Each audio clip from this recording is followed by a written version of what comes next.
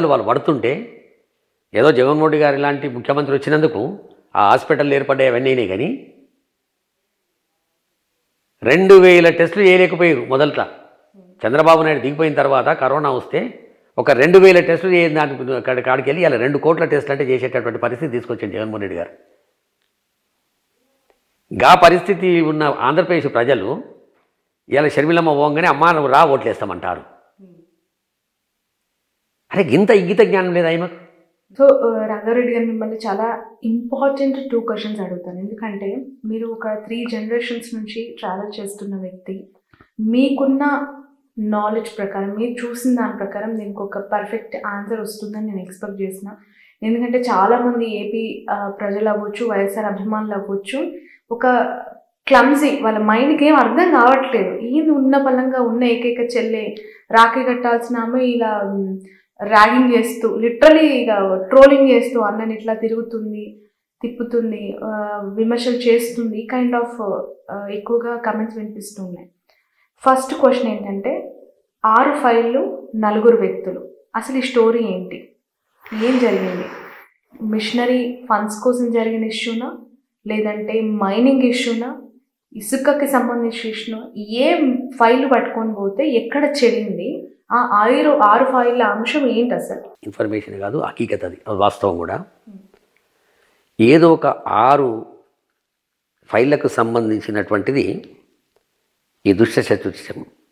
Brother Anil Kumar గారు, వాళ్ళకు సంబంధించిన 3 వ్యక్తులు, వాళ్ళు కలిసి ఒక ప్లాన్ చేశారు. మనము పాదయాత్ర చేస్తేమి, తర్వాత అనేక కార్యక్రమాలు చేసినాం, జగన్ గారు ముఖ్యమంత్రి కావడానికి మన శాయశక్తుల ప్రయత్నం చేసినాం. మనము మొదట్లోనే ఒక 6 నెలల లోపలనే ముఖ్యమంత్రి కాగానే ఈ పనులు చేయించుకోవాలని ప్లాన్ చేశారట. ఆ ప్లాన్లో భాగంగా ఆ ఫైళ్ళన్నీ కూడా ఇక కిందేముంది, ఒక ముఖ్యమంత్రి గారు అల్లుడన్నా, ముఖ్యమంత్రి గారి బిడ్డన్నా, ముఖ్యమంత్రి గారికి సంబంధించిన వాళ్ళు దగ్గటోళ్ళు అంటే ఆ ఫైల్కు ఆటోమేటిక్గా సీఎం దాకా పోతుంది. సీఎం దగ్గర పోయిన తర్వాత ఆ ఫైల్ చూసిండనేమాట. ఆ ఫైల్ చూసిన తర్వాత ఈ ఫైల్ ఇక్కడి వరకు ఎట్లొచ్చిందని ఆయన అడిగితే పలానోళ్ళు చెప్పారు అని చెప్పిరట. ఫైల్ పక్కన పెట్టాడు. వీళ్ళు పోయినప్పుడు ఒకటే ఒక్క మాట చెప్పిండట, నేను 5 సంవత్సరాలు ముఖ్యమంత్రి కావడానికి నేను రాజకీయాల్లోపటికి రాలేదు, 20 సంవత్సరాలు ముఖ్యమంత్రిగా ఉండాలనుకుంటున్నా, మీరు ఏ తప్పుడు అయితే చేయమని చెప్తారో నేను అది చెయ్యను, ససేమిరా అని చెప్పిండు అనేది మాకున్నటువంటి ఇన్ఫర్మేషన్. దాని తర్వాత ఇక తాడు వెనుకం షురు చేశాం. ఏదో రకంగా జగన్మోహన్ రెడ్డి గారిని బ్లాక్మెయిల్ చేసి ఈ ఫైళ్ళ మీద సంతకం చేయించుకుందామనే ప్రయత్నం చేశారు. ఆ ప్రయత్నంలో భాగంగానే ఈ ఏబిఎన్, ఆంధ్రజ్యోతి అనుకో, TV5 అనుకో, లేకపోతే ఈ 4 వ్యక్తులు అనుకో, వీళ్ళకి తగ్గట్టు చంద్రబాబు నాయుడు, వీళ్ళకు బీటెక్ రవితో కూడా సంబంధాలు, ఇవన్నిటితో పెట్టుకొని ఆ ప్రయత్నం చేయడం లోపల ఎంత దాకైనా పోదామనే ఆలోచన లోపల ఇప్పుడు ఇంత దాకా వచ్చారు. ఈ 4 వ్యక్తులు కేవలం బ్రదర్ అనిల్ ఫ్రెండ్సేనా, లేదంటే ఆయన బినామీ వ్యక్తుల? అన్ని బినామీ వ్యక్తులు వాళ్ళే, పార్ట్నర్లు వాళ్ళే. ఈ దౌర్జన్యం షర్మిలమ్మతోటి చేపిస్తున్న కార్యక్రమాలన్నిట్లో కూడా వాళ్ళ 4 పూర్తి ఇన్వాల్వ్మెంట్ ఉంది. అంటే వాళ్ళకి క్రిస్టియన్ మిషనరీ ఫండ్స్ అవన్నీ ఇది తప్పమ్మ. ఈ మిషనరీలు అనేది ఇవన్నీ కూడా పొరపాటు. సీదా సాదా సాఫ్ సుత్రా డైరెక్ట్ డీల్ ఇది. దీంట్లో మోమాటాలు లేవు. మనము ముఖ్యమంత్రి కావడానికి ప్రయత్నంలో భాగంగా మనము ప్రయత్నం చాలా పెద్ద ఎత్తున చేసినాం. మన కష్టార్జితం ఉంది. ఆ కష్టార్జితానికి మనం ఫలితం సంపాదించాలంటే మొదట్లో షర్మిలమ్మ ఏదో ఒక నెల రోజులు ఏందో వాళ్ళు కన్విన్స్ కాలేదు. ఆ తర్వాత కన్విన్స్ అయిపోయారు. అయిన తర్వాత ఇక వాళ్ళు స్టార్ట్. అంతే తప్ప దీని వెనకాల ఆస్తుల పంచాయతీ లేదు, ఆమ్దానీల పంచాయతీ లేదు, రాజ్యసభ పంచాయతీ లేదు, రాజకీయ పంచాయతీ అసలే లేదు. నేను ఎన్నోసార్లు రాజశేఖర్ రెడ్డి గారు చనిపోయిన తర్వాత, ఇప్పటికి 15 సంవత్సరాలు అయింది, ఈ ముఖ్యమంత్రి జగన్మోహన్ రెడ్డి గారు అయిన తర్వాతనే ఈ మెంబడి నేను 2 సార్లు పోయింది తప్ప సమాధి దగ్గరికి 8th జూలై కావచ్చు, సెప్టెంబర్ 2 కావచ్చు. అంతకుముందు ప్రతి సంవత్సరం నేను అక్కడికి పోతుంటే మంచిగా ఆప్యాయతగా అన్యోన్యంగా అన్నా చెల్లెలు ప్రార్థనలో కూర్చొని ఎంత చక్కదనంగా అనిపించేదంటే అంత చక్కదనంగా అనిపించేది.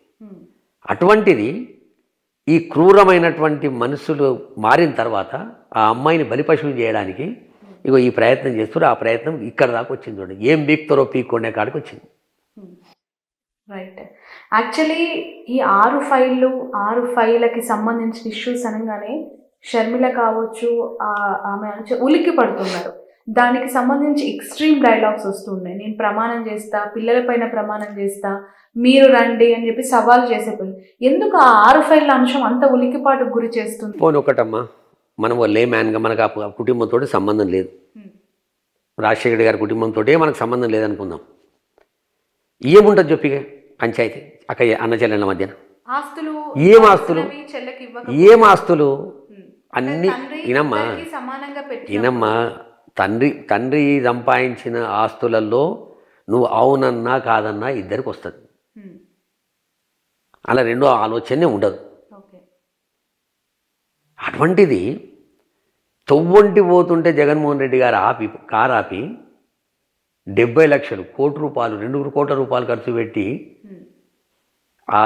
అసలు జబ్బు నయం కాదు ₹1 పెడితే తప్ప అనే దానికి కూడా దగ్గరుండి చేపిస్తుండ ఆయన. ఈ చెల్లెకి చేయడా? ఇది అదే ఇప్పటికి కూడా షర్మిలమ్మ గారిని నేను సూటిగా అడుగుతున్నా, నీ బాధ ఏంది? ప్రజలకు నీ బాధ ఏందో చెప్పు. నువ్వు అన్యాయం జరిగిందా, అవమానం జరిగిందా షర్మిలకి మీ ఉద్దేశం ప్రకారం? ఎక్కడ ఏమన్నా రక్త సంబంధం పుచ్చుకున్నటువంటి అన్నదమ్ముల మధ్యన అవమానం ఏముంటుంది? ప్రమాణ స్వీకారం రోజు నేను బాధపడ్డాను, నన్ను అవమానపరిచారు, ఇవన్నీ ఇదమ్మా. ఇంకేమన్నా అంటది ఆమె నోటికి అద్దుబద్దు లేదు. ఆ ఇంటికి ఆడపిల్లల శని ఉన్నట్టుంది. ఆ వివేకమన్న బిడ్డ ఆమె, ఈ మొగ ఆమె తయారైంది. ఇప్పుడు వద్దు, మీరు ఆడపిల్లలు ఇంటికి శోభ కలిగియాలి. శోభ కలిగియాలి వీళ్ళు, శోభ కాదు. ఏం శాశ్వతం నీకు?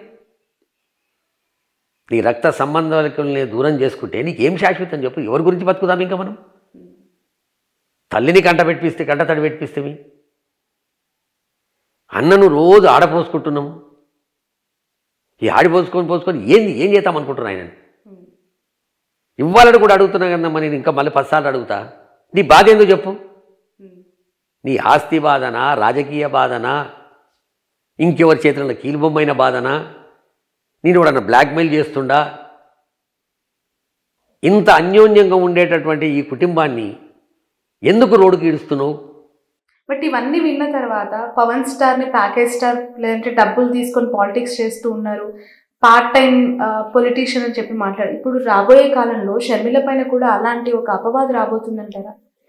ఇప్పుడు ఒకటమ్మా, నిజంగానే రాజకీయ నాయకురాలు సరే పార్టీ పెట్టింది, మంచి వాళ్ళు పార్టీలు పెట్టిరు. మరి చెన్నారెడ్డి గారు లాంటి వాళ్ళు కూడా పార్టీ పెట్టిరు, ఎన్డీ తివార్ లాంటి వాళ్ళు పార్టీ పెట్టిరు, శరద్ పవార్ లాంటి వాళ్ళు పెట్టిరు, సక్సెస్ అయ్యారు.